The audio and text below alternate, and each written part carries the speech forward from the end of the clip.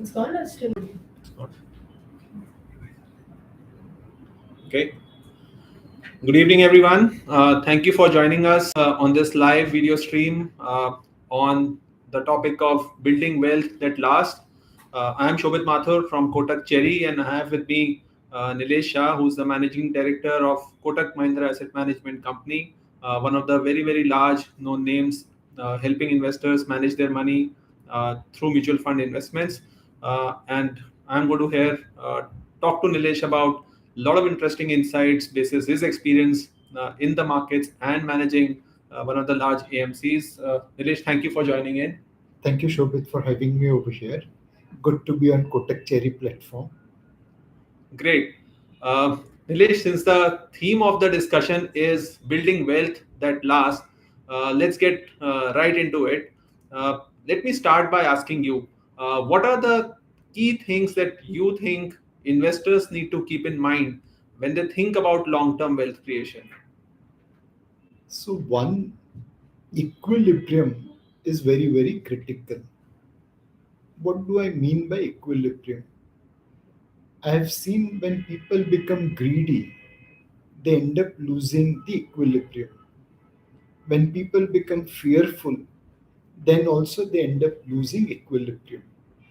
How do you maintain balance between your greed and fear? That is one of the driver of lasting wealth. The second thing, which is extremely critical, is your long term investment option. Many years ago, I had heard this story about an American family. They had sold their steel mill to what eventually became US Steel, the largest company in their time. They got a lot of money, invested, in whichever way they wanted to invest, and then Great Depression came. They lost a lot of their wealth. And that's where the family patriarch called everyone and said, look, we'll just follow two rules. One, never lose money. And second, never forget rule number one of never losing money. From that day onwards, they become very conservative on their investment. They always protected downside and then participated in upside. Over last 100 odd years, they remain one of the slow compounders but steady compounders. And that family will certainly rank in top 100 richest family in the world. So maintaining long-term horizon, protecting downside, and balancing greed and fear, I think those are the ingredients for becoming wealthy and staying wealthy.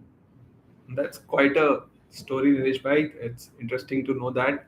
Uh, Let me also ask you a question which I'm sure we have experienced in general in markets. A lot of new investors are joining the mutual fund investments wagon. We have seen about 2.5 crore investors come in the last 1 year. If I look at period between 1 year to 2 year, another about 1.5 crore investors have come in, and we have cumulatively close to about 6.5 crore investors in the mutual fund space cumulatively. So I want to actually ask you questions around these new investors who have come in, because many of our listeners and viewers will also be people who might have come in and invested in recent times. Do you really think that these investors are coming in because of the performance of our markets that they have seen over the last couple of years, or is there something more to it? So our community base is fairly wide, and whatever I say opposite will also be true. There is a segment of people who are coming into mutual fund because their parents, their near and dear ones had a pleasant experience. If parents had SIP which delivered good return, undoubtedly they have pushed their kids when they are starting their financial journey, beta ek SIP kar le. So we have got word of mouth publicity in our investment journey. The second is a very techno savvy generation which knows how to Google search on variety of topics. And they have found that, in mutual fund, it's win-win situation for mutual fund distributor as well as investor. They are coming because in their searches, mutual fund is coming as a top investment option. We also have people जो आसमान से लटके खजूर पे अटके हैं. They ventured straight into the fifth gear of trading FNO. Very soon they realized that in the futures and options market, there's no future for them. Hence, they have come back as khatta angur to mutual funds. Different reasons have driven people to come to mutual fund, but essentially they are coming here to build their long-term wealth. Okay, that's interesting. And Nilesh bhai, since I have the opportunity to ask you these questions for the benefit of our users, markets are at their all-time highs. I can't not ask you that question right now. That investors who have come in the last 1 year, 2 year, or even investors who might have invested over longer term, do you think that they need to start to get worried about markets, or you think that they should just ignore short term movements and stay invested for long term? So two parts of the question: one, your views on the market, and two, how should investors look at positioning themselves in this kind of a market? So the legendary CEO of Intel once mentioned that only paranoid will survive. It is applicable in technology, it is also applicable in market. Should you be always worried about the market movement? Answer is undoubtedly yes, because anything can happen in the market. But should that worry make you commit mistakes? Answer is no. Please maintain equilibrium between your greed and fear.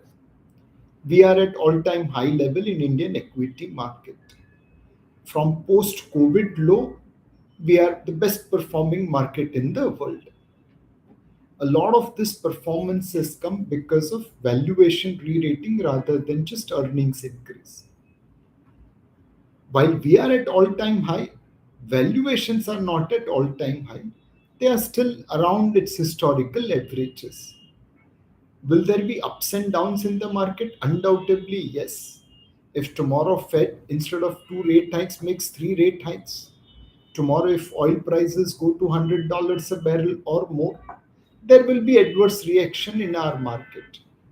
But I believe investors should remain a long-term investor. In the short term, no one has ability to predict where markets will go, what events will happen, and what will be reaction of the market. But as long as India delivers on this 3G of growth, governance, and green, our markets will eventually do well. As an investor, I have to follow the dharma of asset allocation. At this point of time, it is time to be neutral weight equity. Markets are at its historical average valuation, and hence you should be neutral in terms of equity allocation. If market continues to march forward because of India's excellent fundamentals, great, you are making money on your desired allocation.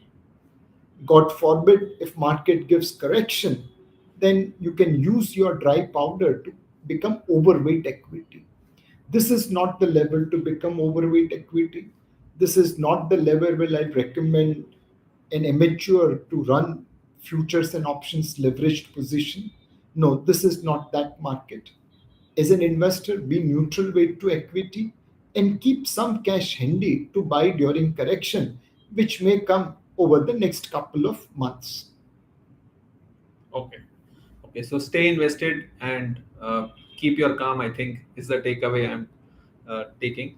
Nilesh bhai, one other thing, and I'll specifically now jump to more investments that our users might have done. You also realize that some funds end up performing very well, only to realize that you see their performance and then you invest in those funds, and then those funds may see some of the not so good performances, or maybe in some cases sad performances. So how should investors keep in mind those aspects when they are investing? If their asset allocation or their overall allocation to equity is, let's assume, in the range that they are comfortable with, how should they go about thinking and choosing different schemes, or should they be overly worried about short term performances of schemes that they have invested in? So, like Virat Kohli doesn't score century in every inning, and sometimes he does get out at zero. Same way, a fund manager can never be the best performing fund manager every day, every month, every quarter, every year. There will be ups and